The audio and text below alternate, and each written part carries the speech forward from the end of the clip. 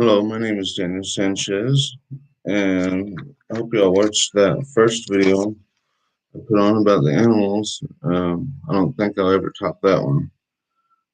It's a good subject and lighthearted and all. Today, I got a little Bible study, uh, little little Bible study about Leviathan, the great dragon. This dragon is in outer space, as you'll see. As we progress going through my notes. Um, And I think next video, I'm going to do something lighthearted again, something to do with art. But don't worry, you don't even have to know how to draw a stick figure to do this. As long as you're good with basic shapes. All right, well, let's continue. Well, let's go on. The Great Dragon Leviathan. Leviathan's first mention is in Job chapter 41. The whole chapter talks about this great dragon. Okay, Job 41. This is a whole chapter that talks about Leviathan. And it tells you things like darts are counted as stubble. He laugheth at the shaking of a spear. The arrow cannot make him flee. Sling stones are turned with him to stubble. He esteemeth iron as straw, and brass as rotten wood. This thing could take a bullet, wouldn't even know it. Um, Probably take a bomb and hit him, and it wouldn't scratch him at all. It says, um, out of his mouth go burning lamps, and sparks of fire leap out. Out of his nostrils goeth smoke, and out of it seething, as out of a seething pot, a cauldron. So this is your classic dragon. Um, Another place says he has 7 heads and 10 horns. Anyway, the last part of this chapter, last 4 verses, I want to read to you. It says, "He maketh the deep to boil like a pot." The deep is outer space. "He maketh the sea like a pot of ointment." Okay, outer space is called the deep. Sometimes it's called the sea. The Sometimes it's called heaven, a heaven. Our atmosphere is called heaven. It's called just where the birds fly. It's called firmament. Now, if you read, we'll get to that. We'll get to that. So, reading Job chapter 41 will show you why 2 Corinthians 10:4 and 5 apply to our lives. In 2 Corinthians 10, it says, "The weapons of our warfare are not carnal." These are carnal weapons in Job 41. It's They're just, they're like this phone. It's carnal. It's not because it entertains the flesh. It's because it's solid to us. Um, like this pencil, it's carnal, it's solid to us. A sword, it's carnal. You can't hurt an evil spirit with a sword or a bullet or anything like that. Um, The Bible says that God puts you on a high tower. Well, that the Lord is a high tower for you, and God shoots His arrows at these evil spirits for us. The Lord fights for us. Um, Probably fights for our lives every day. Okay, moving on. These last 3 verses says, "He maketh a path to shine after him. One would think the deep to be hoary." Hoary. "Upon earth there's not his like, who is made without fear." I've heard a lot of people say, "Oh, the devil's scared of me," or "the devil's scared of this," or "the devil's scared of that." No, he was made without fear. He don't know what fear is, except that he sees it in us, in people. It says he beholdeth all high things. He is a king over all the children of pride. So yes, devil's a king. The devil's rich, or else he wouldn't have been able to offer the kingdoms of earth to Christ, to Jesus. He's a unique creature. Um, here's some things about him. Uh, okay, he's a unique creature. He has his own will. The devil has his own will. God really don't tell him what to do. God might give him permission of what to do, or what not to do, but I don't think God just calls him up on the phone and says, "Hey, devil, you want to do something for me?" Um, no, he has his own will. See Luke 4:6, John 8:44, and Second Timothy 2:26. Those are a few verses on the devil and his own will. We cannot hide any secrets from him. Uh, see Ezekiel 28:3. Ezekiel 28 tells you the origin of the devil. It tells you what he was before he was a fallen creature, before he was the devil, before he was Leviathan. Um, he was a cherub.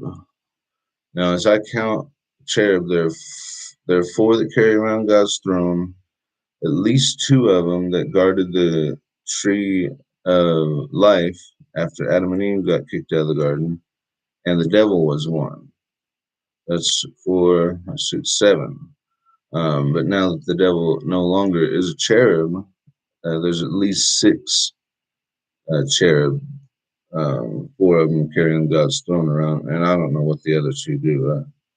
I haven't found that yet. He was a cherub before he fell from heaven, and was a perfect creature. See Ezekiel 28:12 through 15. It says he was perfect in his ways until iniquity was found in him. It don't say he was perfect in God's ways. It says he was perfect in his ways, like his own ways, until iniquity was found in him. He was made without fear, Job 41:33. We can fall into great disapproval of the devil.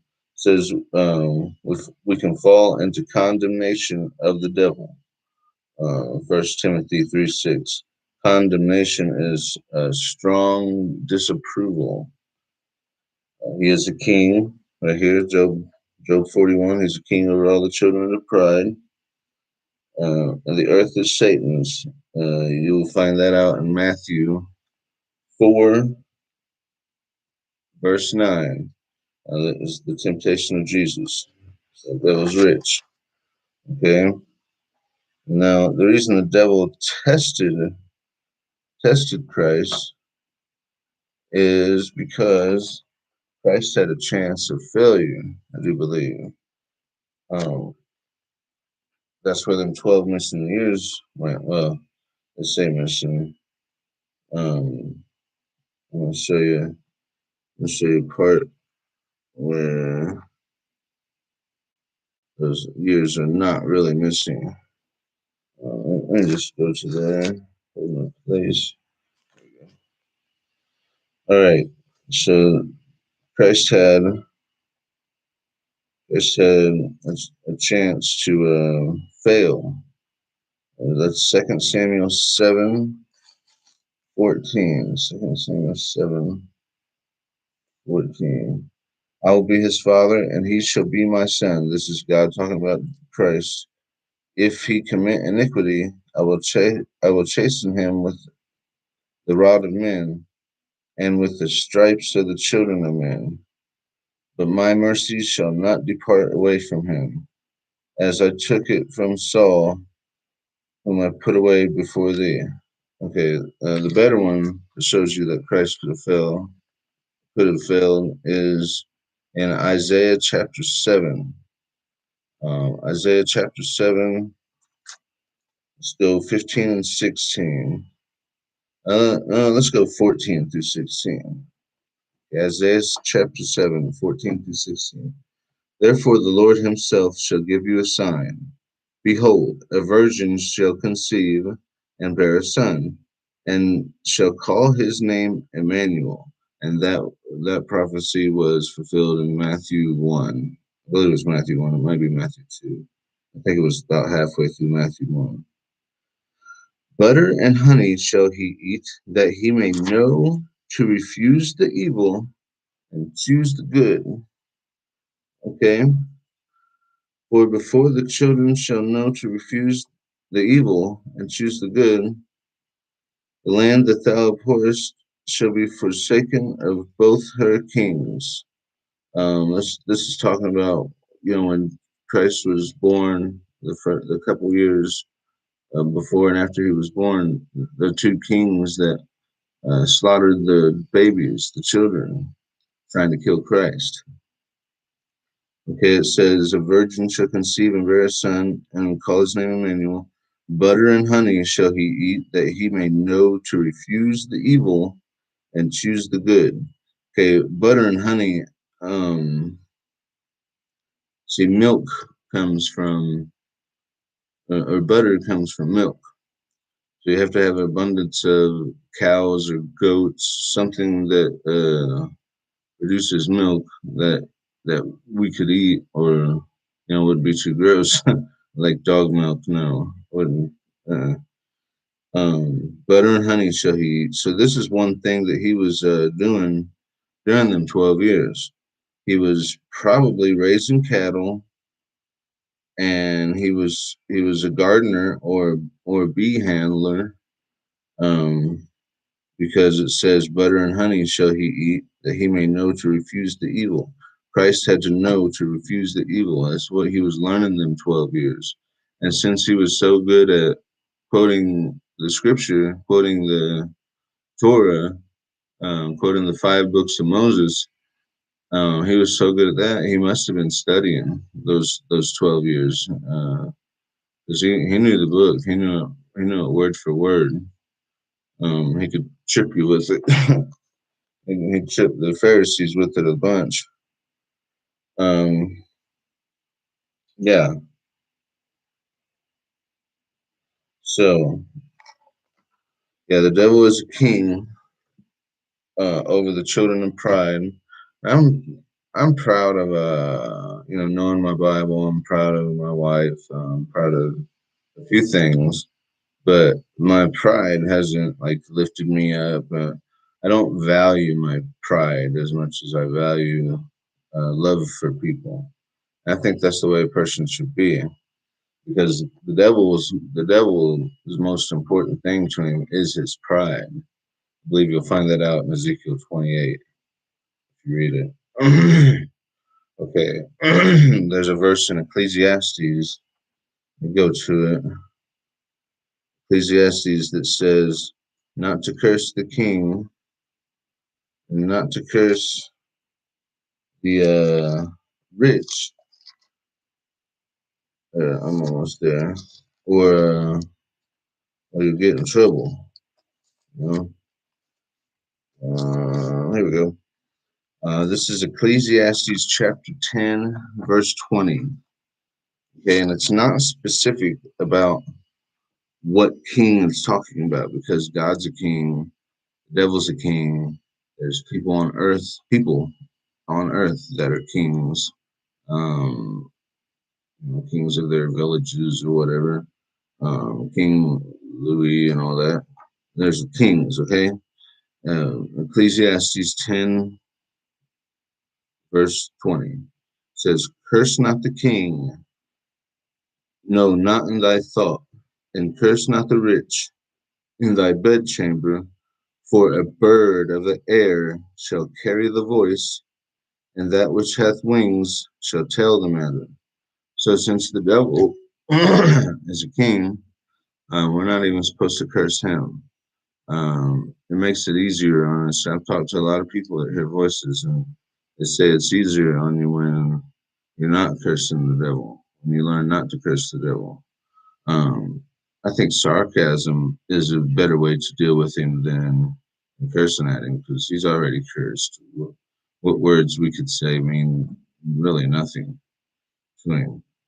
Curse not the king, okay? Or for a bird of the air shall carry the voice. The voice, I believe, refers to your own voice, okay? That voice that we argue with in our heads, that's a devil. That's an evil spirit. He uses our own voice against us. So when he finally says, "Oh, just take your gun and blow your brains out," we might listen to him, because we think it's our own voice, but it's not. Curse not the rich in thy bedchamber, for a bird of the air, and Satan is called the prince of the power of the air. Now, I really don't know what that means, but it sounds to me like he's prince of the air's power, and I think the air's power is carrying carrying your voice. Okay, echoes. In outer space, you can't hear nothing. You don't have air for your voice to travel on. And down here on Earth, we do. Um, so anyway, it says in Job 41. Go back to there. Job 41. It says, "He maketh the deep to boil like a pot." Okay,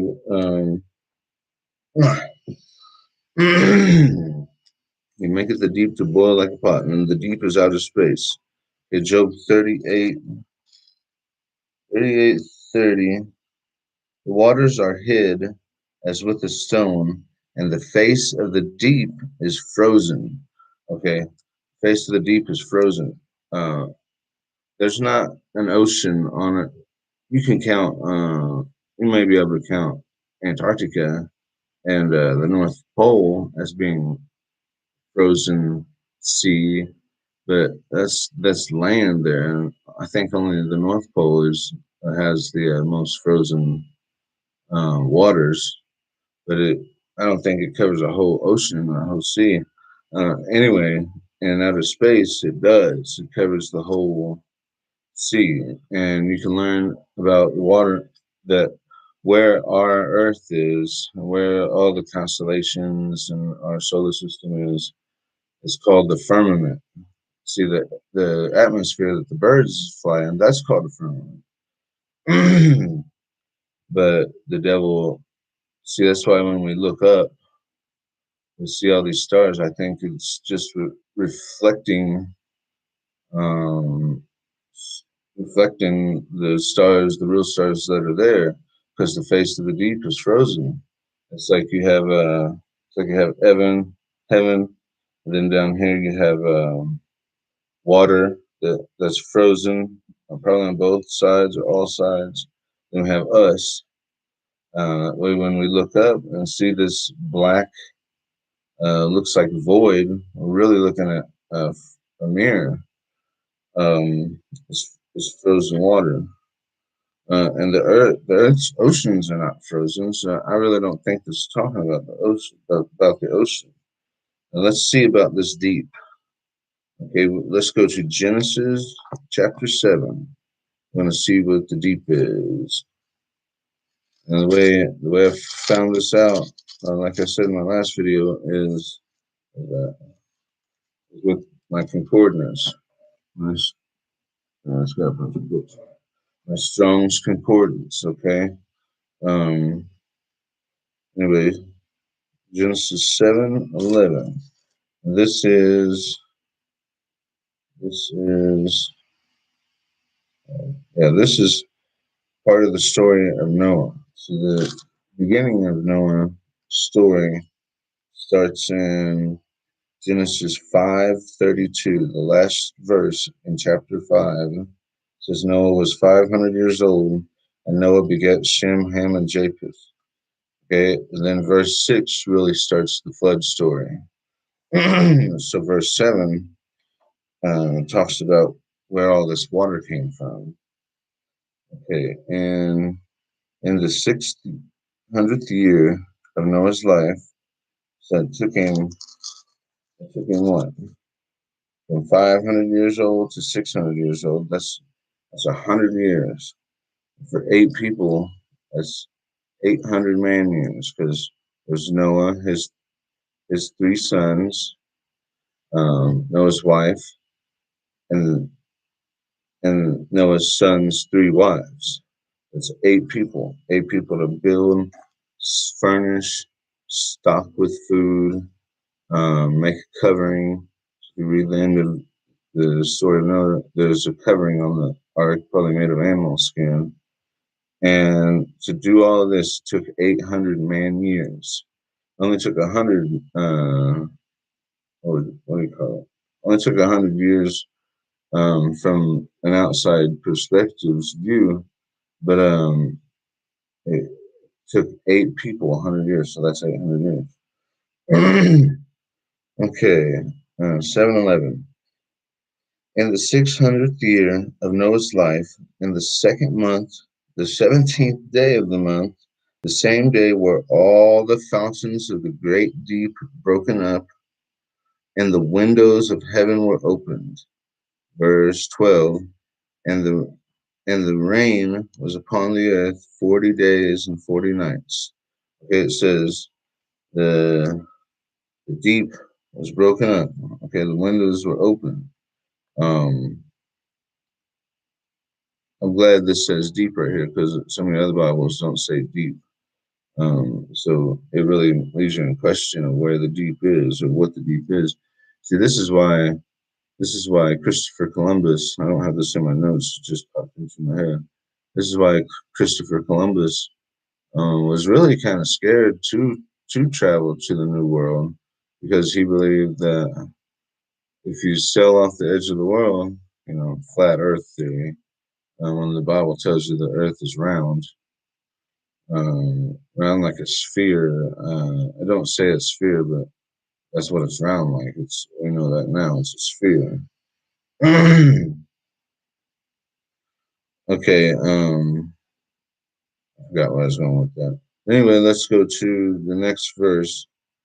Um, Job, Genesis. Oh yeah, Genesis 8:2. The deep is outer space. It's called that a lot of times. A lot of times you'll see the deep called outer space. I think there's a few occurrences where hell is called the deep. So you really have to distinguish. You really have to sit there and reread these verses and the surrounding verses, get the context of it to know what deep it's talking about. But this one here in Genesis, it's easy because it's the way it's worded. In Genesis 8, chapter 2 is the very next occurrence of the phrase "the deep." Genesis 8:2. Let's read that. And the fountains also of the deep and the windows of heaven were stopped, and the rain from heaven was restrained. Okay, and then a little bit later it says, let's see, 8:3. Oh, the next verse. And the waters returned from off of the earth continually, and after the earth and after the end of the 150 days, the waters were abated. Abated means to like strip something off of something. Um, there's abatement for chemical tankers that ship chemicals or oil or whatever. Sometimes they got to get in there and blast out this stuff with a powerful water hose. It's called abating. There's abating for asbestos. You got to suit up, and I don't know what all involves, but they call it abating. It's stripping something off of something. It says, and the waters returned from off the earth continually, and after the end of the 150 days, the waters were abated.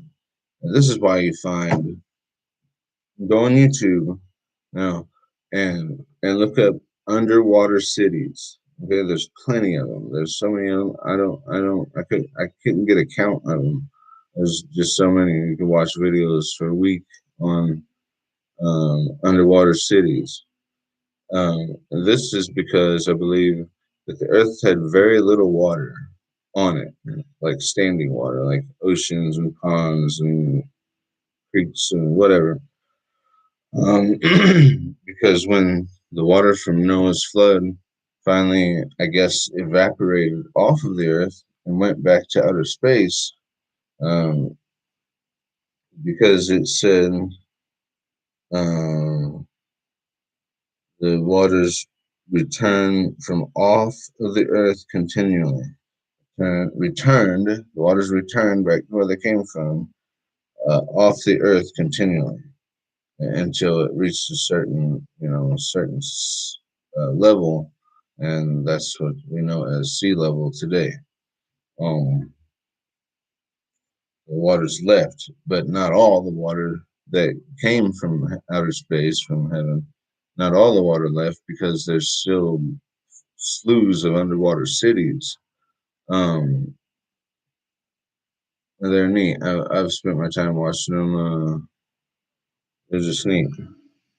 Okay. Yeah, so I'm trying to get where my notes are. The deep has fountains in outer space. Water was abandoned. Um, Genesis 8:13. I got a note here. Genesis 8:13.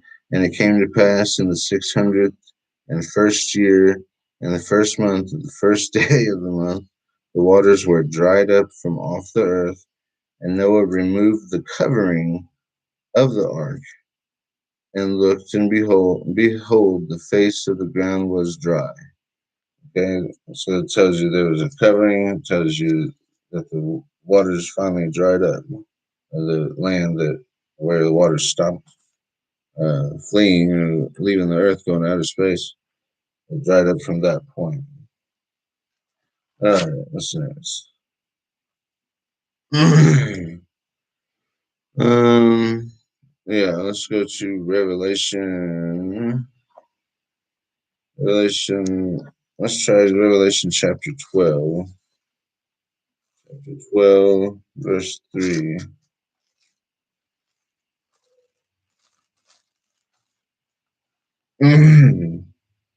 There appeared another wonder in heaven.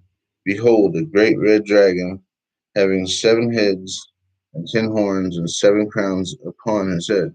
I remember what I was going to say now. Because this verse, see, Christopher Columbus, he was scared to go look for the New World because he believed the Bible.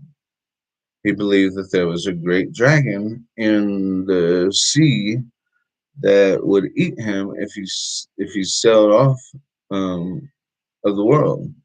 Um, so he believed the Bible. He just didn't know where it says the Earth is round. I guess because he was scared that Leviathan, this great dragon, would eat him.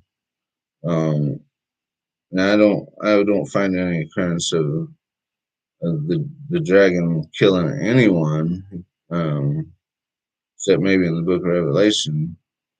Uh, but I can't remember anywhere where the devil killed anyone in the Bible either.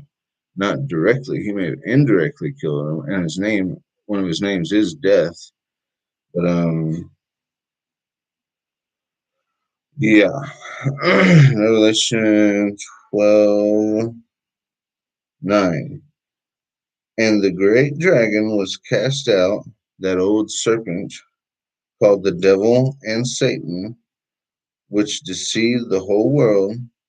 He was cast out into the earth, and his angels were cast out with him. Okay, this great dragon we find in the Old Testament appears in the New Testament, and it's the same dragon. Okay, he's just red. It just don't tell you he's red in the Old Testament. I don't believe. It says, let's go to let's go to Yeah, there are many names for the devil. Um, Leviathan is one. That's his like outer space name. Beelzebub is one, which I believe means prince of the devils or something like that. Beelzebub is one. Forget what that means. Lucifer, they say, means the light bearer, but his light is as darkness. The Bible tells you. So if he does have any light, it's like half a candle, watt power instead of 1,000 candle power. It's a half of a candle power. His light is as darkness. Okay. There are many names. Now let's go to Isaiah 27. Ever since I put these tabs in my Bible, I can't find anything. Um, Isaiah, here we go. Isaiah chapter 27. Oh, Isaiah chapter 27, verse 1, where we're going to be going next. All right, I got it. Isaiah 27, 1. In that day, um, the Lord with his sore and great and strong army shall punish Leviathan, the piercing serpent. Okay, he's called the piercing serpent. Um, Even Leviathan, that crooked serpent, and he shall slay the dragon that is in the sea. Okay, slay the dragon that is in the sea. Uh, okay, yeah. If you read Genesis 1, I'm trying to give you my notes as they appear. You read Genesis 1, at least the first half of the chapter. It'll tell you about the firmament. There's water above the firmament, water below the firmament, and the firmament is basically outer space. Um, yeah. So, and that's in Genesis 1, 1 through 10. And here's my favorite verse on the devil. And not a lot of preachers that I've heard, I can't remember any that I've heard ever mention these two verses. Psalms. I used to go find Psalms. Here we go. Psalms chapter 74. Psalm 74. Okay. 74. Psalm 74, verses 13 and 14. Uh, ah, amen. Psalms chapter 74, verse 13 and 14. All right. This is talking about God. Thou didst divide the sea by thy strength. And it's not talking about Moses. It could be applied as that maybe, but I think it's talking more about outer space. Thou didst divide the sea by thy strength. Thou breakest the heads of the dragons in the waters. Okay. Thou breakest the heads of Leviathan in pieces and gave him to be meat to the people inhabiting the wilderness. Okay. Now, the only place I could find, or the only way I could say something about this where it makes sense is that this is where manna comes from. See, in John chapter 6, the bread chapter, John chapter 6, verse 49, it says, your fathers did eat manna in the wilderness and are dead. Okay. And this talks about giving meat to the people inhabiting the wilderness. So what happened was every night, well, except on anyway, every night except on maybe Friday, because let's see, because they could not work on a Saturday. They couldn't go out and pick up the bread, the manna, on Saturday. So the Lord had to give them an extra portion on Friday night. No, yeah, on Friday they had a double portion of what they could eat to last them for 2 days because they couldn't go out and work Saturday, not even to pick up bread from the ground. Okay, so when these pieces of skull, pieces of his head came off, um, so you can call him a meathead.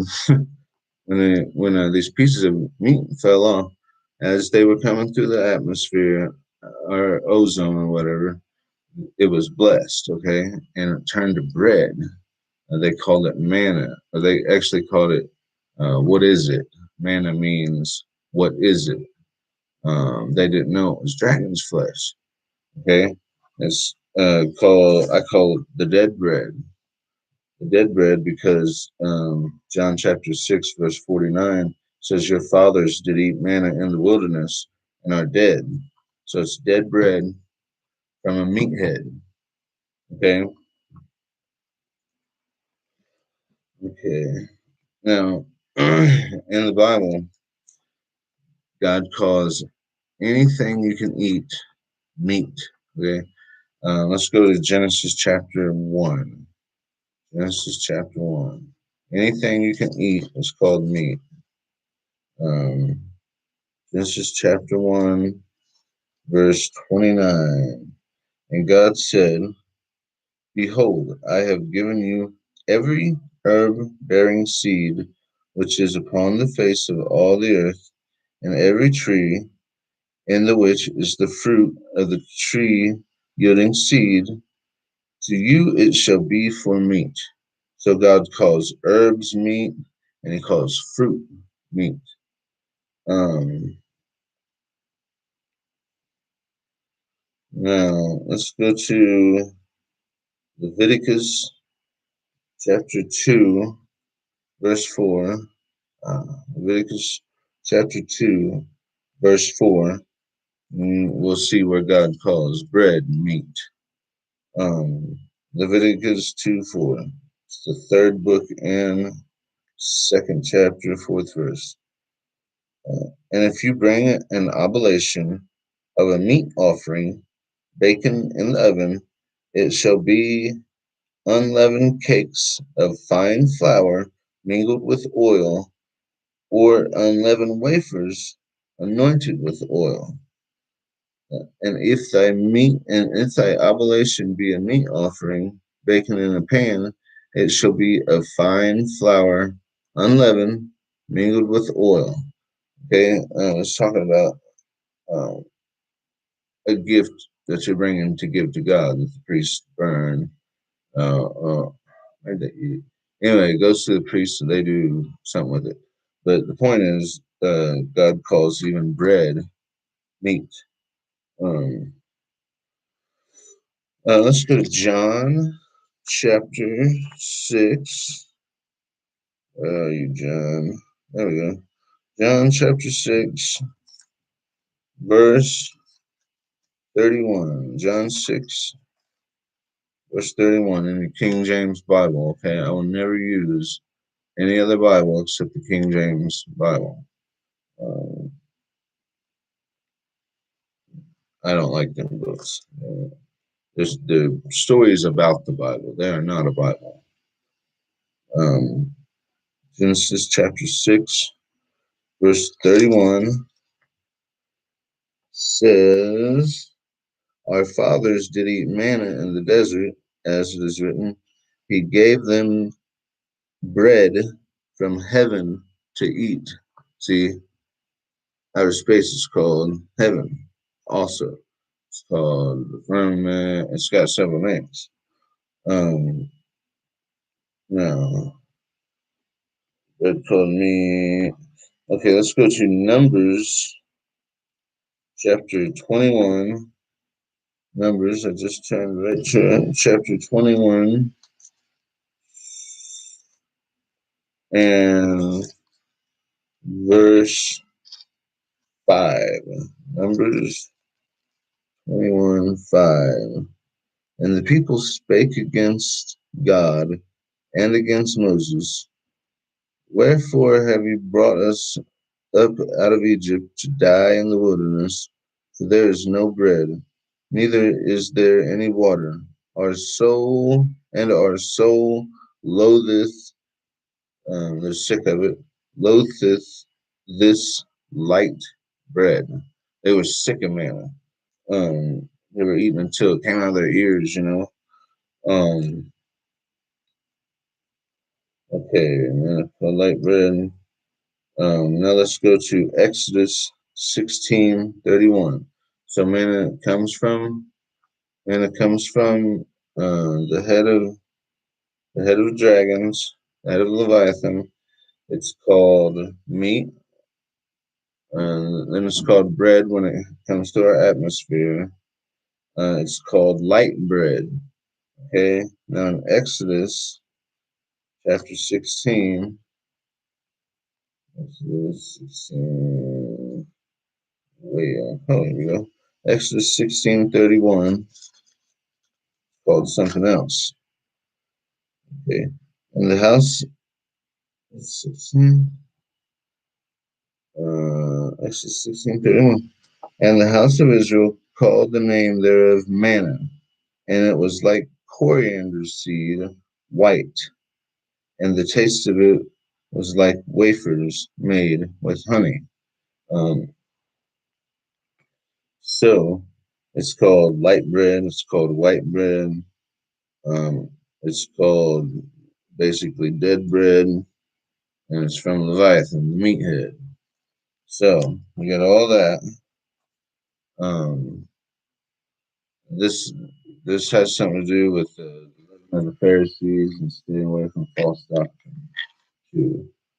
Um, so let's okay.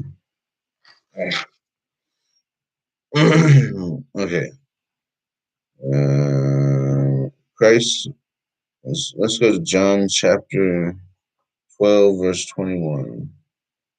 John, John 12:21. John 12, verse 24. John 12, verse 24. This is Jesus speaking. It says, Verily, verily, I say unto you, except a corn of wheat fall into the ground and die, it abideth alone. But if it die, it bringeth forth much fruit. This is talking about, this is Christ talking about his own death. He's saying that if he don't choose the cross, he'll be the only one on earth that's going to live forever, and he wouldn't want that. But if he did go to the cross and die and be planted in the ground, because he went to hell, Exodus 2:31 uh, and 37, 2:37, 31. Um, anyway, he went to the grave and to the hell, and he burnt off our sins. Okay, so it says, but if it die, it bringeth forth much fruit. We are the fruit that Christ bears. He's the tree of life. It says, I believe in a Revelation, but we are the fruit on the tree. Okay, we can be eaten, quotation marks, by a lost person, and they can be saved and go to heaven, by us telling them the gospel. Okay, hope you see how that thing works out. So Christ is called wheat, and in John chapter 6, he's called the bread of life. Okay, so the devil or Christ is called wheat bread. Okay, and wheat bread is supposed to be better for you. Not that eating white bread is like spiritually dangerous to you. It's just that spiritually Christ is called wheat bread, and the devil is called dead bread from a meathead that's white and light. See, that won't get you very far. White bread, light white bread, it won't get you very far. It won't get you through the day without being hungry. If you eat the same slice, but it's wheat bread, it'll get you a little farther during the day. So I don't think it has a spiritual application to where if all you eat is white bread, that you're evil or something. It don't work like that. Um, it's just trying to compare itself to something. So Christ is the wheat bread of life, and the devil's the dead bread from outer space. See, Christ come from heaven, where God's throne is. The devil come um, from basically outer space. Okay, he was thrown down. He fell because he was thrown. Okay. Let's go to. Let me get my notes. I don't know this study as well as the animal study, but this kind of works its way into the study because it is about an animal. It's about the devil, Leviathan, the great dragon. Okay, nothing is bad. The Bible says nothing in itself is evil. Okay, even a snake, a serpent, even a venomous serpent, is not bad just because it's a serpent. Okay, it's a good creature. Um, if you get bit, most of the time that's your own fault. Um, Even if the snake just picks you out to bite you, it's still not evil because Christ calls himself or likens himself to a serpent, as a serpent in John 3:14. Okay, not John 3:16, John 3:14, two verses before for God so loved the world. Okay, all right. Let's see, John chapter 3, verse verse 14.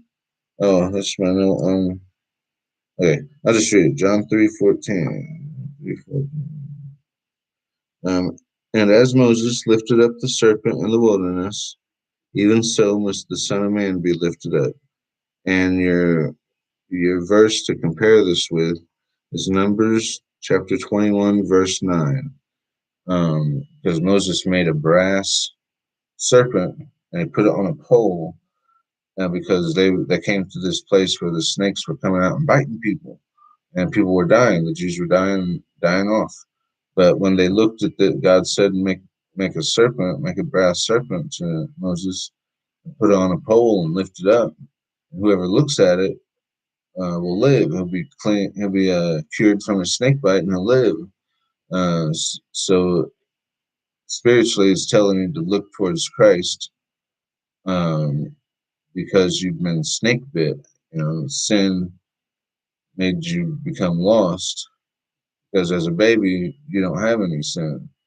But as an adult, as when the moment you do something that you know you can be punished for, um, you regret, that's the moment you've sinned.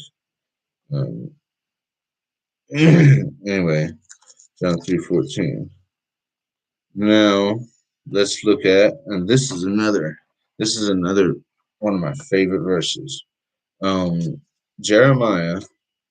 I'm excited about this one because I love reading this one. I read this one all day long. Jeremiah, here we go, chapter 31. This is a little practical joke. Um, that God played, and by the way, when God fed the people of Israel a double portion because they couldn't work on Saturday, they had to pick up Saturday's bread Friday. That means that Thursday night, I think it's Thursday, God beat the devil twice as hard. Okay, to or twice as long. to give the Israelites a double portion of bread. So he got a beating every day of the week, except for one day, which he got a double beating for. um, and God beat his head and turned it to bread because it was really the devil's fault that they were having to walk uh, 40 years or whatever it was through the desert, um, when the promised land was basically right around the corner, because the people would rebel. They would blame God, and they would blame Moses for the situation they were in, when all they had to do was stop complaining. Thank God for what you do have. Don't complain about what you don't. A lot of times, what you don't have, you don't need. So, yeah, keep that in mind. Jeremiah, one of my favorite verses. Yep, I marked it. Jeremiah chapter 31, verse 37. And thus saith the Lord, if heaven above can be measured, okay, and the foundations, plural, and the foundations of the earth searched out, beneath, I will also cast off all the seed of Israel for all that they have done, saith the Lord. Okay, so if you could go up, and by the way, what does it say that? Let's go to Job 26. Hold your place there in Jeremiah. Let's go to Job 26. Job 26. All right, Job 26, verse 7.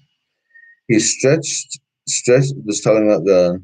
He stretcheth out the north over the empty place and hangeth the earth upon nothing. Okay, so, so I believe what he hung the earth on was the magnetic field of the sun. Okay, you can't see it, can't feel it,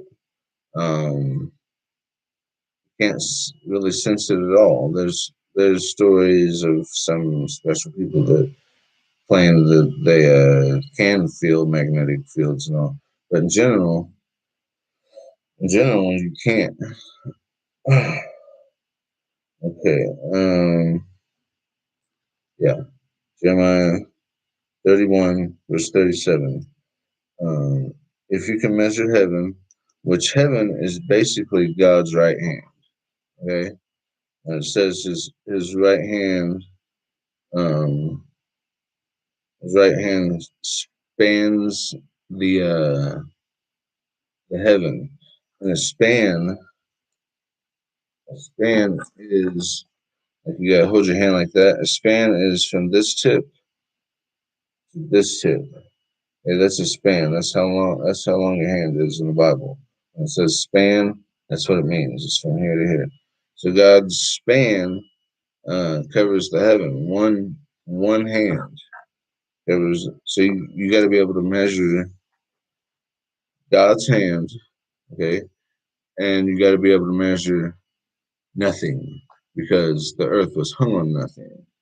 And it says, um, and if you can search out the foundations of the earth beneath, um, that God will cast off Israel. It means he'll throw every Israelite in hell for all that they've done. Um, I believe the Israelites weren't the best people. And that's why God chose them as his people. I believe they were the worst people.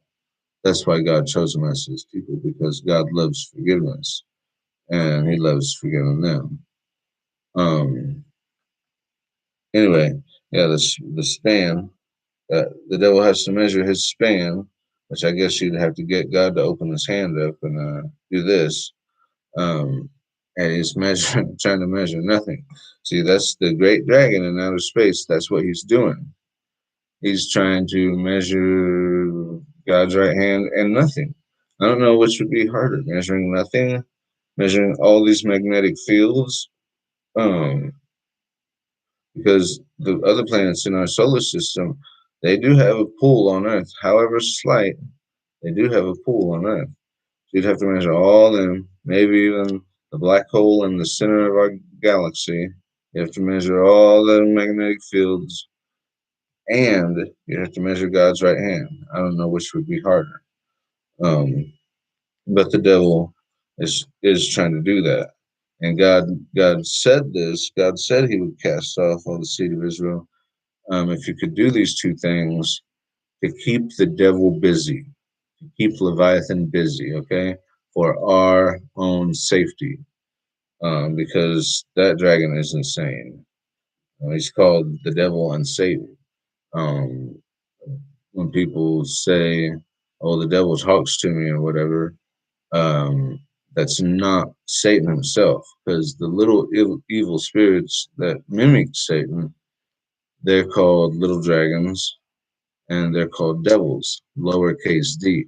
Sometimes Leviathan, the devil Leviathan, is called devil, lowercase d. Um, but when one of his names is given, it's always uppercase. Like Leviathan, it's uppercase. Beelzebub, it's uppercase. Um, anyway, now we're almost. Oh, that's the last page on my notes. We're almost done here. I want to hand you two more things that if you come across the devil, um, you'll know a little bit about how to handle it. I've gave this to people that were called schizophrenic, which schizophrenia is just the devil um, pretending to be you. He talks to you. He'll say, "Oh, I'm God." Yeah, he's the God of this world. He's not the creator God. He'll say, "I'm powerful." Well, the Bible calls him powerful. Um, and he'll say, "I've heard him having said this too, that he was nobody. Hi, my name is nobody. Oh, mom, there's someone in the closet. There's someone under the bed. Can you check for me? Oh, there's nobody there. Okay. Yes, there's physically nobody there, because the devil's there, lowercase d. Um, there's a test question for spirits that try to talk to you. Okay, even a lot of preachers don't know this. They just go on. They think they know a little something, so they stand up there and give their opinion on everything. Some of them don't have a lick of Bible on them. Some of them preach the same message over and over and over every week. Now see how they keep business flowing. Man, it's so dry in Colorado. Okay, this is one you have to know if the devil's talking to you. Okay, it says, "Beloved," and this is First John chapter 4. Okay, it starts off, "Beloved," first verse through the third verse. Beloved is talking to the saved people, the Christians. Okay, and I even believe Catholics are Christian. They just don't know it, won't admit it, and because they believe in Christ. Um, See, it says right here in the same chapter, "Whosoever shall confess that Jesus is the Son of God, God dwelleth in him, and he in God." See, the Catholics say that all the time, say that Jesus is the Son of God. They say he's the Son of Mary too, which he is, but they try to make it like she's a perpetual virgin and all, which Jesus had brothers, so she's not a perpetual virgin. Okay, beloved, believe not every spirit. So what's that tell you? It tells you the spirits can and will talk to you. Beloved, believe not every spirit, but try the spirits whether they are of God. And I've talked to many people that say, "Oh, the devil says, try me, try me." I don't know what he means. Well, he's only mocking them for not having read this verse.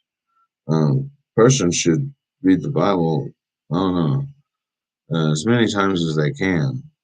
But at least like once every 2 or 3 years, at least. You can get through the Bible in a year with only reading 4 chapters a day. Um, They say like 3.5. You might as well read it 4 if you're gonna read 3.5. You get it done a little quicker. Beloved, believe not every spirit, but try, because the devil will say, try me, but try the spirit whether they are of God, because many false prophets have gone out into the world. Um, Many false prophets have gone out into the world. Hereby know ye the Spirit of God. Every spirit, and a lot of your new Bibles, they change the word spirit to man. It throws away this only test question to ask a spirit whether he's good or bad. Um, Hereby know you the Spirit of God. Every spirit that confesseth that Jesus Christ is come in the flesh is of God. And every spirit that confesseth not that Jesus Christ is come in the flesh is not of God. And this is that spirit of Antichrist, whereof ye have heard that it should come, and even now already is it in the world. So when the Spirit's talking to you, you have to tell them to confess that Jesus Christ is come in the flesh. ISCOME. Is come, not has come, not will come, is come in the flesh, okay? Don't let them just say, oh, I confess, okay? Because they could be confessing to anything. They have to quote this word for word, okay? Because it says, try the spirits. Many false prophets are gone out into the world. Hereby know ye the Spirit of God. So the Spirit of God will testify that Jesus Christ is come in the flesh. The devils, they'll say has or was or something else. Um, because go to Revelation chapter 19, verse 10. There we go. Now I'm only looking for the last part of this verse, where it says at the bottom, it says testimony of Jesus, worship God. Okay, in the last part of this verse, Revelation chapter 19, verse 10, it says, for the testimony of Jesus is the spirit of prophecy.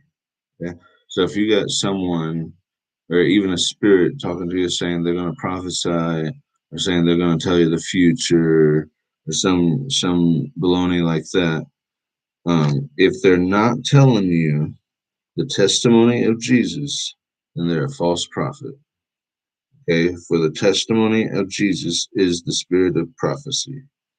Okay, and I would hope that y'all would read the rest of First John chapter 4, because this is the chapter that says, "For God is love," and it's probably my favorite chapter besides the story of Balaam talking to his donkey in the Old Testament. This is probably my second favorite chapter. Um, it says, "Beloved, let us love one another, for love is of God, and everyone that loveth is born of God, and knoweth God." The second verse, for God is love. Okay. Now I'm going to give you one more verse and then we'll be done. Um, I hope you were able to. Well, you can play this. We'll be back, I guess. Let's see. Oh, I've been doing this for an hour already. Okay, one more place in the Bible. First Timothy chapter 4. We'll be done. First Timothy chapter 4. It says, now the Spirit speaketh expressly that in the latter times some shall depart from the faith, giving heed to seducing spirits and doctrines of devils. Okay, the devils will talk to you.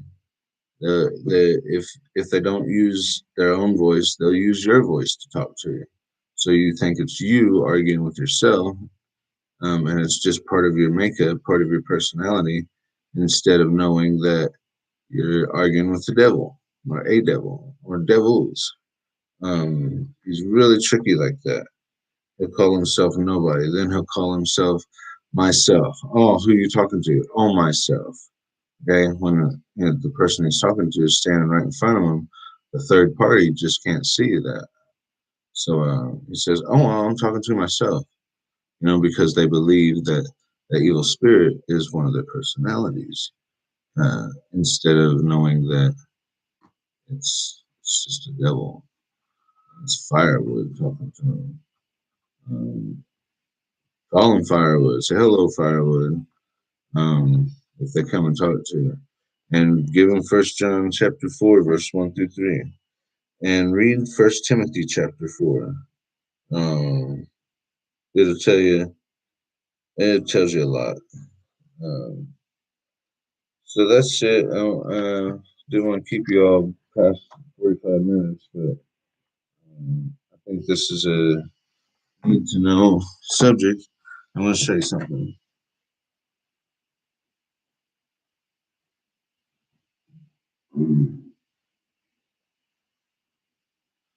Next, next week, or next time we put a video on, it's going to be about this. Okay, it's going to be artwork. So this is called the Christian Gospel. I don't know if you can see that. But Christ is the captain. Okay, he's out in the boat. You were right here. You, the Lord says you enter into the rest of God once you believe it. So I'm just going to do this little picture next time. And I've been drawing this thing for over 2 years, and it's just gotten bigger and bigger. So I'll talk to you about that next time. Anyway, God bless y'all, and don't forget to pray for one another. Bye bye.